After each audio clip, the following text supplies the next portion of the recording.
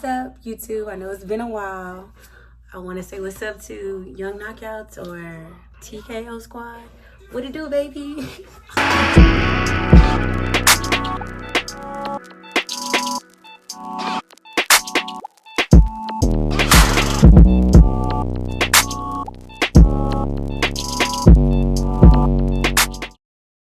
I'm back. So from what I was looking at, a lot of people wanted to have some questions about Pact Seaman, because I'm Undez, so Pact Seaman is what I'm considered underneath, like whatever the branch I am underneath. So there's actually 4 packs that you can actually be underneath. So you have Pact Seaman, that's what I am.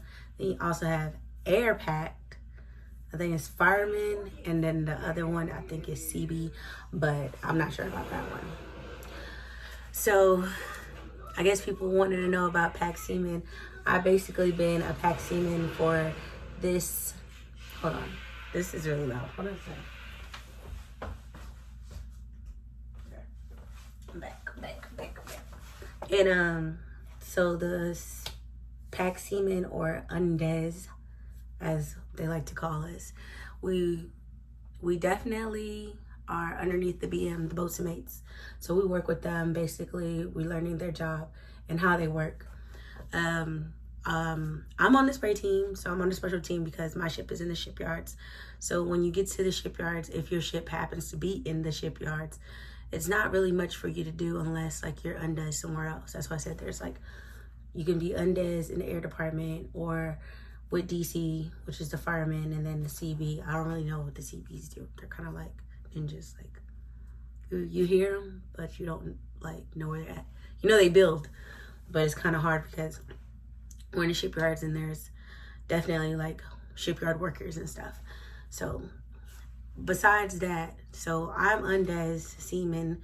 So I think people don't really know, like there's really preconceived on how Undez is, and they basically are like, we're the step kids, the step children of our rate underneath the boats and mates, because we don't really like belong anywhere. So we're attached to boats and mates. So with that being said, like the whole process of going through it would be like, so I know the fiscal year, if y'all don't know what the fiscal year would be, well, for the Navy, the fiscal year is in October. So I think the best time, a lot of the people that went in with me, the best time would be to go during October, because that's when the Navy, for whatever reason, they get a lot of money. So that's when signing bonuses come in handy, come in play. So I signed for October, but it was like, no, actually I think I signed in September, and then like, yeah, I signed in September. So I was in the DEP program until like when I left, because I was still in grad school. So I was getting my master's degree at the time. So I just stayed in the DEP program until it was time for me to leave. And I actually left in July. So for the people, like basically from how I'm getting it, my friends that signed in October, they got some type of bonus. I don't know what the bonus could be. Like some of my friends got $15,000. Some of my friends got $5,000. Then now in the Navy, if you have like some schooling, so like if you go to community college, those credits count in your favor now. So now there's an additional $8,000.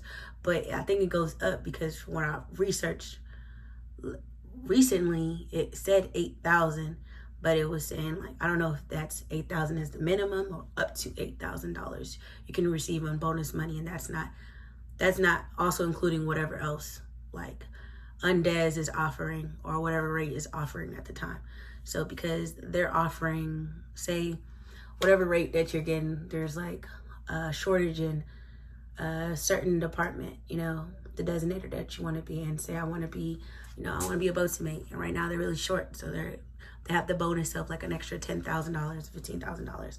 So I don't know if it's both, if it's stacked, or if it's one or the other, but from what I've seen, it's stacked. So you can get that plus that. Then they also have another one that's saying if you pass the first PRT in boot camp, basically. So when you first get there, there's a thing called P days, and it's like basically you get in all your shots, and you're getting basically like getting into the handles of boot camp. You're not technically in boot camp until after P-Days. And basically you're getting like that first week, you're getting your shots, you're getting your uniforms, everything to you. Basically everybody who's coming in is going to be in your division for boot camp is like everyone's coming in. So like there's people coming in or coming out. There could have been people that already been there and they got pushed back to P-Days. So it's just kind of like, you just don't know how that is. But that fourth day, I think it's after P-Day. Yeah, it's like the third day or the fourth day is when the swim tests happen. So girls don't be coming in there with your wigs, your weaves, all this other kind of stuff, because you're going to get wet the fourth day. And no one's telling you just what it is. And then the very first one, I think, I'm not sure. I mean, I did this last year. So I think it's like, I can't remember, because I know you go swimming first. And then I think the next day is like, it's a mock PRT, but it's basically to see like where you're at. And if you fail it, like you can basically go to another division, which I really think is the first week. Cause I think that happened like, yeah, no, P-Days is where it's at. I think P-Days is definitely, cause it's like, P-Days is 5 days. So it's like your initial first 5 days, you get in there, you're getting shots, you're getting drug tested, all that stuff is in that same day. And then you're in the Pearl. Pearl is like the very first ship, but like you haven't left to like your ship yet, if that makes sense. It's not an actual ship, but it's a building, and they call all the buildings ships. So where I stay at, like I stay in the barracks, but my barracks would be considered a ship, if that makes sense. Like they try to get you accustomed to the verbiage, the Navy verbiage, versus saying this is this building, this is this building, and these are named after actual ships that are out. Like I was on the Hopper, the USS Hopper before. I definitely, I got after P-Days because we were standing up for so long. My ankles had got swollen because of the shoes that they give you. They're called Go Fasters, but they really are Go Slowers. So yeah, they not for comfort. They don't have no sole in them. Like there's no, the shoe sucks. Think of like the worst running shoe you could ever possibly imagine, and you're standing in those shoes for a long time. And then they're like, these are the things you need to do. And then it's time to work out and your legs are like, what the, like, how the, am I supposed to do this when I don't even know what's going on? Like my body's like, okay, I've been standing up for like 36 hours. Like, what y'all want me to do? Y'all want me to run, push-ups? Like, I'm not ready. So my body gave out. So I ended up getting pushed back, but I ended up getting pushed into a push division. So I actually did not miss my date. Usually when you get pushed back, you miss the date. Like a lot of my, like some of the people that were in my division that we didn't make it, you know, they gave you like another 48 hours, like to go in. But I was in medical until my ankles had got back down to regular size. So me being lucky, I was able to like heal up. I wasn't on my feet the whole time. And then I got to retake it on Monday. And I'm going into a push division. And so I was in 345. So shout out to 345 and 344. And then my other division, 353 and 354. You know what I'm saying? We did that, both my divisions. Well, my second division won Captain's Cup, but my first one, they definitely was runners up. So shout out to all of them. But anyways, back to going through all of that. So the point of that is that the first PRT that you go through, if you pass that first one, you get an additional $2,000. But I'm telling you to say that yes, there's a lot of money if you play, you know, your cards right or whatever, but it means absolutely nothing if you don't have it in black and white. A lot of people passed the PRT but didn't know that they could have got extra money because no one told them that. So the thing is, when you're going to MEPS, you need to go with a game plan like, hey, this is what I want to do. If you want to be on DES, is because I just wanted to get out of there. Like I had already graduated, but I didn't know that like I was supposed to actually go to OCS. So I'm actually trying to fix that currently. But to me, it's better to fix it while I'm in the Navy versus trying to fix it as a civilian, because as a civilian trying to go into OCS is so much harder, because it's like, yes, you have schooling behind you, but what makes you credible as a Navy leader to take care of your junior sailors? What makes me credible? The Navy doesn't know me. They don't know what I'm capable of.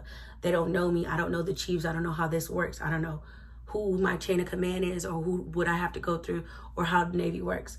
Being undez, even though it messed, I was a little upset because of like how my situation happened coming into the Navy.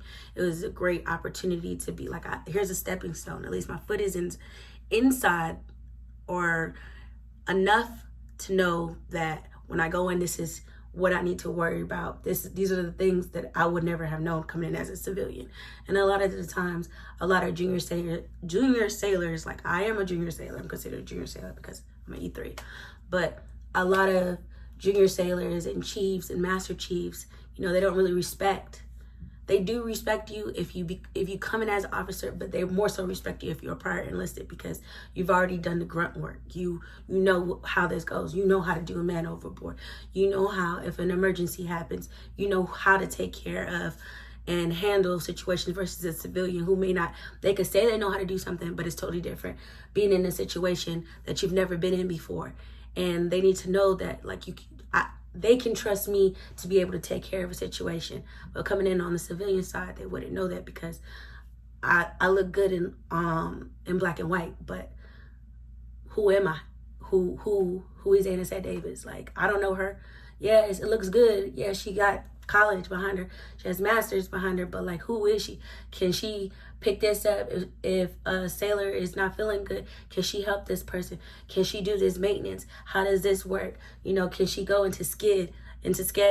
Like, does she know how to work? Does she know how to communicate? Does she know how to be a leader? Does she know how to also be a peer, a person to listen to the next person? Does she know how to help save if the ship is sinking or something happens to someone else? Can she help us, or is she going to be a liability?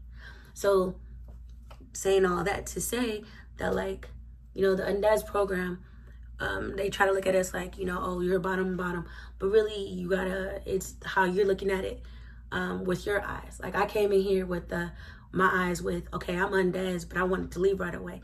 You don't have to leave right away. Undez is one of those situations where, you know, maybe you just wanted to go, you ready to go, and that's the only thing that was open, available to you. You know what I mean? But look it up. Like, look up what Undez is, and really go in to the Navy.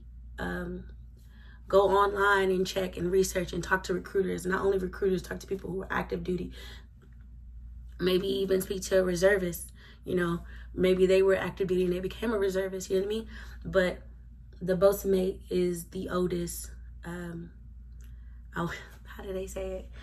A boatswain mate is definitely one of the oldest, if not the oldest, department. I can't think of the word, but it's the oldest rate in the Navy. Actually, the first rate in the Navy, and people are very proud to be a boatswain mate. I know I joke and I kid when I'm on my ship, which is a carrier. You know, I always tell them I'm not a boatswain mate, but I'm Undez. But I'm basically, I don't want to admit it because they gonna tear me up. They gonna tear me up when they do see it. That, you know, I mess with, I bleep with the with the boatswain mates, because it's gonna toughen you up. Like, everything that you think is hard, they work hard. They do. We're the first people that we pull out. We're the people who unrep, and we make sure everything works. We steer the ship. We make sure that everybody's safe. We're making sure that we're pulling out the pier, and that everyone that is on the ship, you know, we're able to do our job. If we're able to do our job, everyone else is able to do their job. But basically, we definitely are the people that, you know, if you're not up in the front, you know, the front of the ship, which is the forecastle, you know what I mean, with the anchors, and they're working hard. Those are boatsmates that are doing it. Or on the fantail, that's where my division is at, you know, making sure everything is working back there. And it's not, to me, being Undez is not a bad, it's really what you make it, because I can go from my ship to the Ike, and the community there is definitely a community. It's family. As much as we hate each other and we want to kill each other, we ride for each other and we work hard. We really work hard on the ship. We may be the last ones out because of how hard I'm making sure that, you know, my chain of command, make sure that everything is done to the T, to the COs, to what, you know, he wants us to be. And I want to say that, like, the Pact program is not hard. You really need to just, if that's something that you want to do, you want to be a boatswain or you want to be undez. The undez, they make sure that, you know, you're learning. So undez, just because we're underneath the boatswain mates, does not mean that's the only rate that we are with. So I guess the new undez boatswain mate is you sign for basically a year. So like my contract is 3 years because I'm undez, but that it's that low because after my first year, I'm with the boatswain. You're there for 1 year. I'm with the boatswains for 1 year. My 1 year has passed, and you can put in for a rate. You can either put in for boatswain or you can put in for whatever rate that you choose to. I got picked up last month. We're in December, of course. And I got picked up when I was on leave for my birthday, which is exciting because I'm going into a different department. I picked up OS, but also in the same strength, I'm still working on my OCS package. So just because you're undez doesn't mean that you're forced to stay there. You can also find out all about different rates. Now, the best thing to me being undez is that we work with everyone, every single rate. Some way, some sort, we work with every single rate. So when you're on duty and we do drills, that's the best time to be able to be like, if you don't have watch, hey, you know, can I go over here and see what you guys are doing? Or you can do on-the-job training, because you can do that. You have to route it up through a chit. You know what I mean? And a chit basically is just saying that you're requesting on-the-job, hands-on basically to another rate. So like if I wanted to go into supply, I can ask, you know, maybe once or twice out the week, I can go work with the supply rate and see what they do. And supply is not just one rate. They have multiple different things in supply. So you could be in dispersing, you could be, the barbershop, Starbucks, what else supplies got, the store, or like the air department. Air has a whole bunch of different V's in there. So it's not just because it's one rate, it's one thing, it's multiple different things, different departments in there that you can learn from. So just because people are saying that undez is a bad idea, it's not. It just seems that you get a better opportunity to learn more about the Navy and how the Navy works. And, you know, maybe you like working as a boatswain. Maybe you're a hard worker and you realize that, you know, after your 1 year mark, you want to pick up. The good thing about being undez, if you come in as an E3, you put on third, which is E4, automatically to wherever you're going, to whatever department you're going to. So I pick up, I go into another rate, I'm on automatic E4. And then you re-sign for whatever, or extend for however many years. So my contract would be 3, so we'll extend for 2 more years. But look, a year already passed by like that. So really, it's not even bad. And then if you're, depending on where you're at, you can go TAD, temporary assigned duty. So you can go from a carrier to a small boy, you know what I mean? Because you want to, if they have the opportunity, because I know I have a couple of friends that their ship, so US, I want to say a couple of my friends on USS Gettysburg, and their OSs, they got to go on deployment with the Truman or like, you know, other ships. And they were able to go on that because their ship, you know, they asked if they could swap with someone and see, you know, how that works. And they were able to get on the job training because, you know, they needed more OSs, or they needed more DC, you know, seamen or whatever. And while you're on deployment or you're underway, you can also get more qualifications that you would have not been able to get because you're in port. So there's also different qualifications also that you can get. You have to really have a plan, and you have to have the attitude of, this is what you want to do. You want to get it.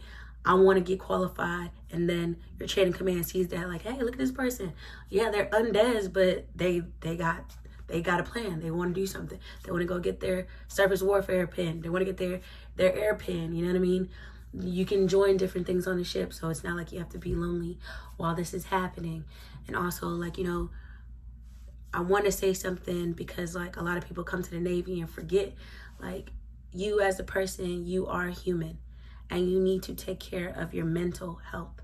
And that's a very huge thing because a lot of people are leaving from high school for the first time, and you may be very, very family orientated, and you think, oh, you know what I mean, that it's going to be really easy because you have your family. But you got to think, if you're coming from, I don't know, like a lot of people, let's say for instance, you're coming from California, you're coming all the way to Virginia, you know what I mean? That's a lot. That's a lot. A lot of people deal with change differently. So don't be afraid to speak up. And, you know, if you do feel some type of way, talk to your chain of command or the chaplain. The chaplain, he's not allowed, or she's not allowed to speak with anyone else about how you're feeling. If you feel like you're really sad and you need someone to speak to, and you feel like you can't reach out to your chain of command, or you're just scared, you know what I mean? They have all type of services. I don't want to get sad or anything like that for you, but I know we're around the holiday seasons, and I know a lot of y'all are going away to boot camp, and I just want y'all to be aware, because a lot of people sometimes being away from their family or their loved ones, they're really sad, and being in a situation they've never been in before is people don't know how to what's the word? They don't know how to go out and talk. You feel like someone's gonna judge you because, you know, you're in the military. You're supposed to be strong, and that's okay. Like you know, there's people out there. Maybe there's someone that you really clicked with or something like that. But I would really say use your chain of command and the chaplain and all these other services that you do have. If you do feel like you're feeling overwhelmed or it's just a lot, and then that's okay.